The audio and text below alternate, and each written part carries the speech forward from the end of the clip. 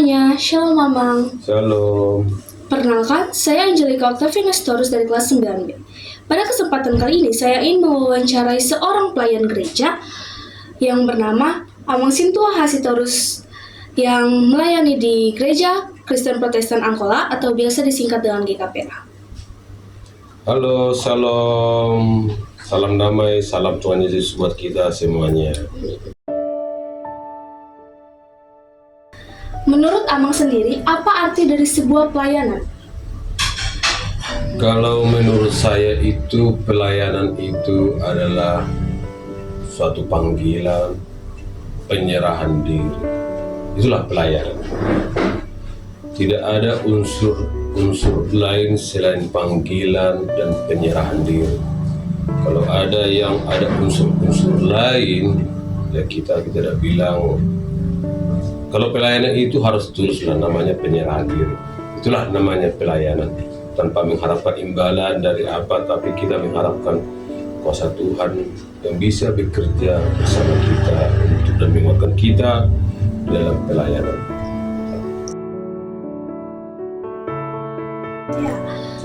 Tapi kan banyak nih orang-orang di zaman sekarang yang bilang pelayanan itu menjadi sebuah beban, kayak kan mengambil waktu, mengambil tenaga. Bagaimana cara Amang menerima pelayanan dengan ikhlas tanpa menganggap pelayanan itu sebagai beban yang dapat menghambat Amang? Kalau kita pikirkan secara duniawi, memang pelayanan ini menjadi sangat beban secara duniawi. Tetapi selaku kita orang yang percaya, yang sudah menyerahkan diri, kalau kita membuat pelayanan itu menjadi beban, maka beban itu akan semakin berat.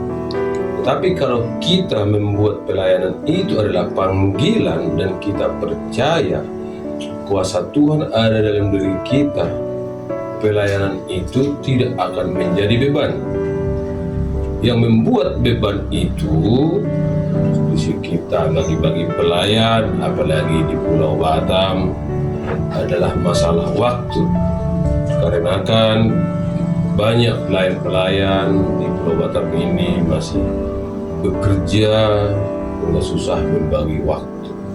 Untuk itulah pihak gereja membuat strategi-strategi supaya antara pelayanan dengan pekerjaan kita itu sebanding dalam kehidupan kita, sehingga pekerjaan itu tidak menjadi pelayanan itu tidak menjadi beban di dalam kehidupan kita. Memang secara duniawi itu sangat beban, secara ekonomi, secara waktu itu sangat beban. Tetapi seorang pelayan yang sudah menyerahkan diri dalam pelayanan Tuhan harus percaya kuasa Tuhan akan memberikan hikmat kepada pelayan-pelayannya, begitu juga dengan kekuatan buat pelayan-pelayannya. Itu yang bisa saya jelaskan. Gereja itu kan berarti melayani masyarakat, melayani sesama, apalagi orang Kristen. Apa saja bentuk pelayanan sosial sebuah gereja di dalam lingkungan masyarakat? Di dalam pelayanan gereja, hubungannya keluar, yang pasti kita mempunyai program-program diakonia dan yang lain lagi, yaitu sosial, bahwasannya sesuai dengan firman Tuhan, harus sehati, sepikir, sepenanggungan.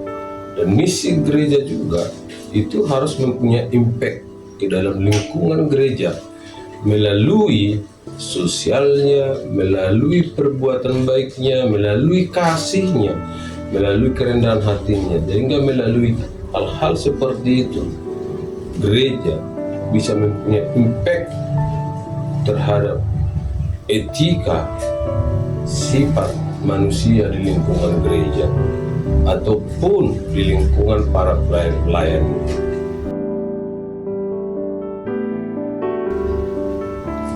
Apa dasar dari sebuah pelayanan untuk melayani sesama ataupun untuk melayani masyarakat? Dasar kita orang Kristen tidak ada yang diajarkan oleh Tuhan Yesus itu adalah kasih. Itulah dasar kita. Jadi kalau kita memang mempercayai Tuhan Yesus yang telah mengajarkan kita dengan sebuah kasih, ya kita pun harus bisa menjalankan dengan kasih. Kasih itu tidak ada paksaan. Kita itu kasih yang diminta Tuhan itu adalah kasih agape, ya, bukan kasih yang lain, tapi kasih agape yang tulus dari hati kita untuk saling mengasihi sesama manusia. Dan itulah buah dari gereja. Suatu kasih itu ada di gereja, di lingkungan gereja pun akan lahir kasih itu. Dari situlah nampak ketahuan orang yang percaya dengan Tuhan Yesus dengan orang yang tidak percaya dengan Tuhan Yesus. Kelebihannya orang yang percaya dengan Tuhan Yesus, kehidupannya penuh dengan kasih. Apa yang harus dipelajari sebagai seorang gereja atau kita sebagai orang Kristen dalam melayani sesama atau melayani masyarakat? Yang perlu kita pelajari itu memang tidak jauh sebenarnya, tapi susah untuk dilakukan seperti yang diajarkan oleh Tuhan Yesus. Seperti yang di Filipi dibilang, sehati sepikir. Di Mazmur dikatakan firman Tuhan itu sampai ke janggut Aaron. Hanya semuanya itu adalah kasih. Bagaimana caranya?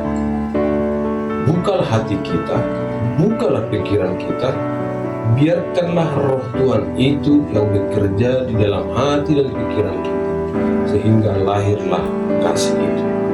Terimalah Tuhan Yesus itu, terimalah kasih Tuhan Yesus itu, seperti Tuhan Yesus sudah berkorban di kayu salib hanya untuk menolong, menyelamatkan manusia yang penuh dengan dosa. Bukan menyelamatkan Tuhan Yesus, tapi menyelamatkan dosa manusia. Tuhan Yesus tersalibkan dan dia masih berbicara di kayu salib. Dia mengampuni.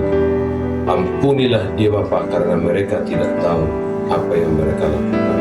Ini ajaran Tuhan Yesus itu apa yang kita berbuat?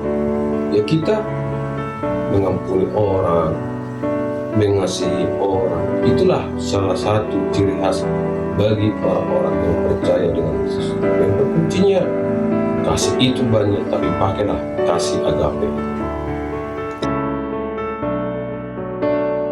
Dan yang terakhir, apa pesan Amang untuk kami? Kami kan anak-anak muda sekarang itu generasi emas gereja atau penerus gereja, penerus pelayanan di gereja.